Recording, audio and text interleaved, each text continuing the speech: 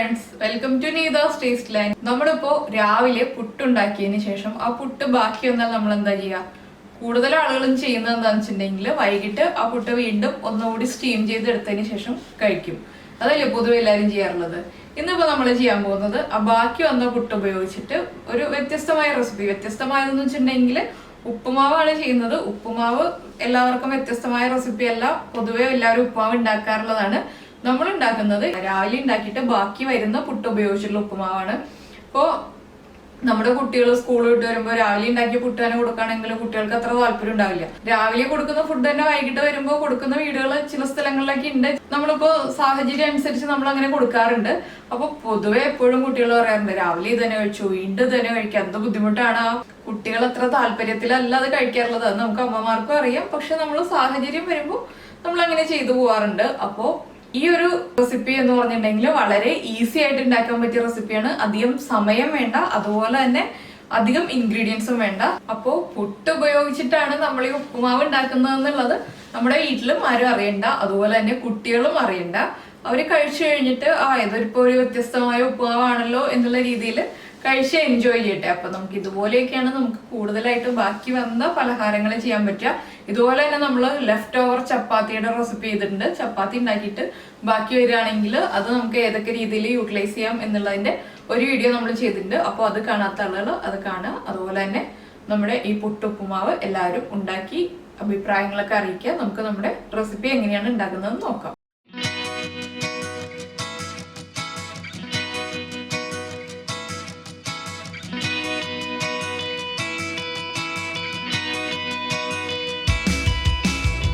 നമുക്ക് നമ്മുടെ പുട്ടുപ്പുമാവിന് ആവശ്യമായിട്ടുള്ള ഇൻഗ്രീഡിയൻസ് നോക്കാം. നമ്മൾ ആദ്യം ചെയ്ത റവ ഉപ്പുമാവിന്റെ സെയിം ഇൻഗ്രീഡിയൻസ് ആണ്. പിന്നെ അതിൽ ചെറിയൊരു വ്യത്യാസം എന്താണെന്ന് വെച്ചാൽ നമ്മൾ ഇതിൽ കുറച്ച് മഞ്ഞൾപ്പൊടി ചേർക്കുന്നുണ്ട്.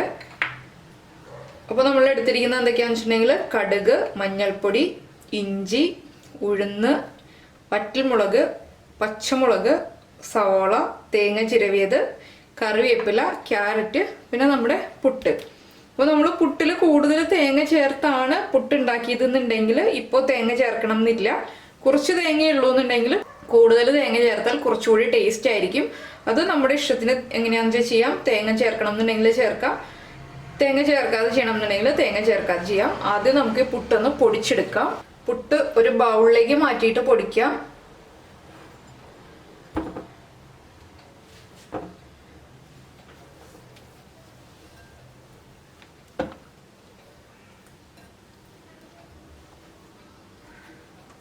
നമ്മൾ കൈ കൊണ്ട് തന്നെ പൊടിക്കായിരിക്കും കേട്ടോ എളുപ്പം. എന്താണെന്ന് വെച്ചാൽ നമുക്ക് ഫോർക്ക് യൂസ് ചെയ്തിട്ടോ സ്പൂൺ യൂസ് ചെയ്തിട്ടോ ഒന്നും ഇതുപോലെ പൊടിച്ചെടുക്കാൻ പറ്റില്ല. കൈ കൊണ്ട് പൊടിച്ചെടുക്കുകയാണെങ്കിൽ ഇതുപോലെ പൊടിച്ചെടുക്കാൻ പറ്റുള്ളൂ.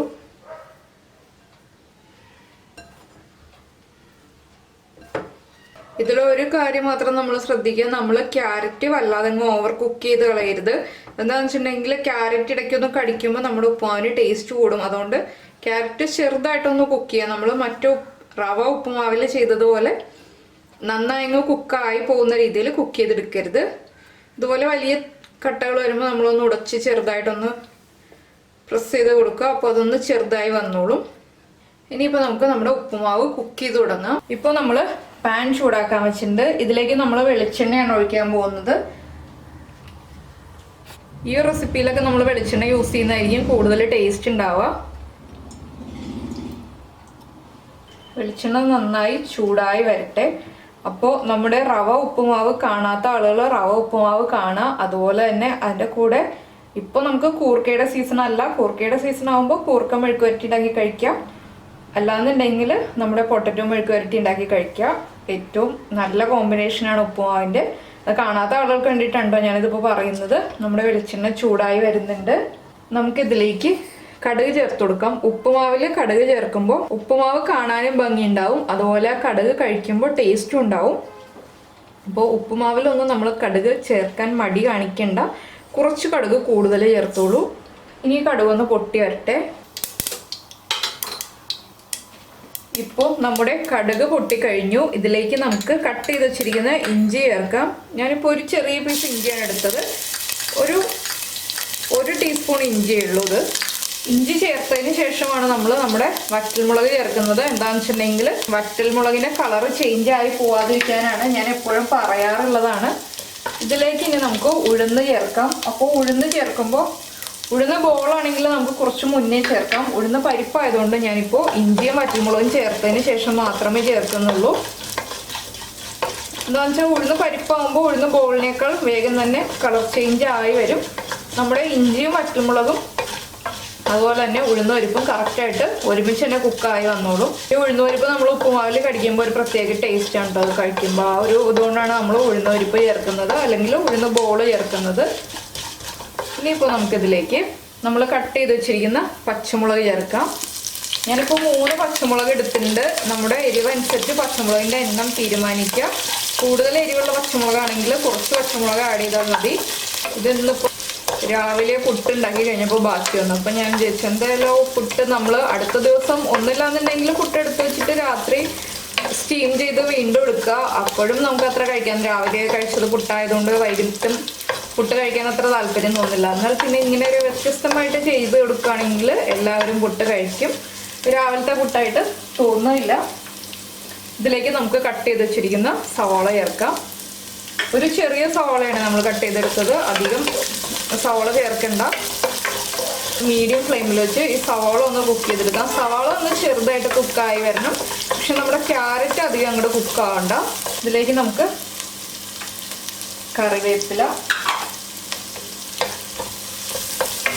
കറിവേപ്പിലയും ക്യാരറ്റും എല്ലാം ചേർന്ന് വരുമ്പോഴേ നമ്മുടെ ഉപ്പുമാവ് നല്ല കളർഫുള്ളായിട്ടുള്ള ഉപ്പുമാവ് ആവുള്ളൂ. ഇനി നമുക്ക് ഫ്ലെയിം കുറയ്ക്കാം. ഇതിലേക്ക് നമുക്ക് കുറച്ച് മഞ്ഞൾപ്പൊടി ചേർക്കാം. ഒരു കളർ ചേഞ്ചിന് വേണ്ടി മാത്രമാണ് നമ്മൾ മഞ്ഞൾപ്പൊടി ചേർക്കുന്നത്. വളരെ കുറച്ച് മഞ്ഞൾപ്പൊടി ഞാനിപ്പോൾ ചേർത്തിട്ടുള്ളൂ. നമ്മുടെ മഞ്ഞൾപ്പൊടിയുടെ റോ ടേസ്റ്റ് ഒക്കെ ഒന്ന് മാറി വരുമ്പോൾ നമുക്ക് ഗ്രേറ്റ് ചെയ്ത് വെച്ചിരിക്കുന്ന ക്യാരറ്റ് ചേർക്കാം. ഞാനിപ്പോൾ ഇതൊരു ക്യാരറ്റ്, ഒരു മീഡിയം വലിപ്പമുള്ള ക്യാരറ്റാണ് ഗ്രേറ്റ് ചെയ്ത് വെച്ചത്. ക്യാരറ്റ് ചേർത്തിട്ട് ഉടനെ തന്നെ നമ്മൾ തേങ്ങ ചേർത്ത് കൊടുക്കും. എന്താണെന്ന് വെച്ചാൽ ക്യാരറ്റ് നമ്മൾ അധികം കുക്ക് ചെയ്യുന്നില്ല. തേങ്ങയുടെ അളവൊക്കെ നമുക്ക് തീരുമാനിക്കാം കേട്ടോ.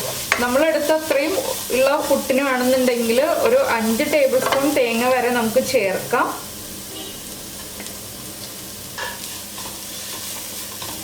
ഇതിലേക്ക് നമ്മൾ കുറച്ച് ഉപ്പ് ചേർത്ത് കൊടുക്കണം. എന്താണെന്ന് വെച്ചാൽ ഉപ്പുമാവിൻ്റെ പാകത്തിലായിരിക്കില്ല പുട്ടിന് നമ്മൾ ഉപ്പ് ചേർക്കുന്നത്. ചെറിയ ഉപ്പല്ലേ ഉണ്ടാവുള്ളൂ. അപ്പോൾ ഈ വെജിറ്റബിൾസിനും അതുപോലെ തന്നെ നമ്മുടെ പുട്ടിനും ആവശ്യമായിട്ടുള്ള ഉപ്പ് കുറച്ച് ആദ്യം ചേർത്ത് കൊടുക്കുക. അതിനുശേഷം ഉപ്പ് നോക്കിയതിന് ശേഷം മാത്രം നമുക്ക് ആവശ്യമാണെങ്കിൽ ഉപ്പ് ആഡ് ചെയ്ത് കൊടുക്കാം. ഉപ്പ് ചേർത്തൊന്ന് മിക്സ് ചെയ്ത് ഉടനെ തന്നെ നമ്മൾ പൊടിച്ചു വെച്ചിരിക്കുന്ന പുട്ട് ചേർക്കുക.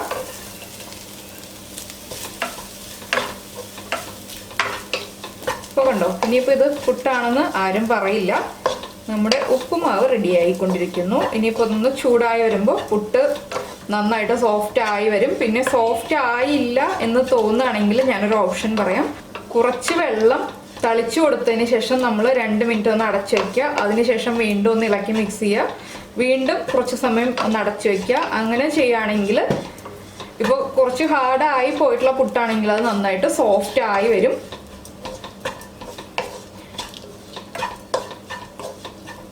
ഇപ്പോൾ ഇതുപോലെ ഈ പുട്ടിൻ്റെ കട്ടകളൊക്കെ വേണ്ടാന്നുണ്ടെങ്കിൽ നമുക്ക് കുറച്ചുകൂടി ഒന്ന് ഉടച്ചു കൊടുക്കാം. പക്ഷേ ഈ കട്ടകൾ ഇങ്ങനെ കിടക്കുമ്പോഴാണ് കാണാൻ കൂടുതൽ ഭംഗി ഉണ്ടാവുന്നത്.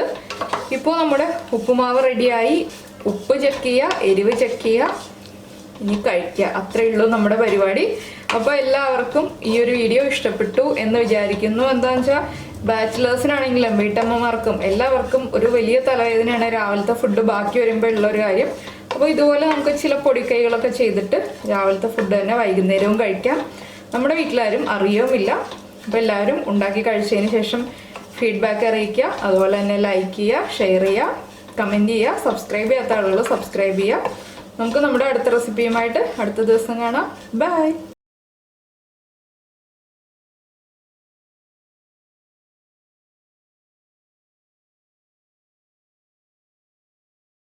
നിങ്ങൾ ആദ്യമായിട്ടാണ് ഈ ചാനൽ കാണുന്നതെങ്കിൽ സബ്സ്ക്രൈബ് ബട്ടൺ ക്ലിക്ക് ചെയ്തതിന് ശേഷം അതിന്റെ റൈറ്റ് സൈഡിൽ കാണുന്ന ബെൽ ഐക്കണിലും കൂടി ക്ലിക്ക് ചെയ്യുക.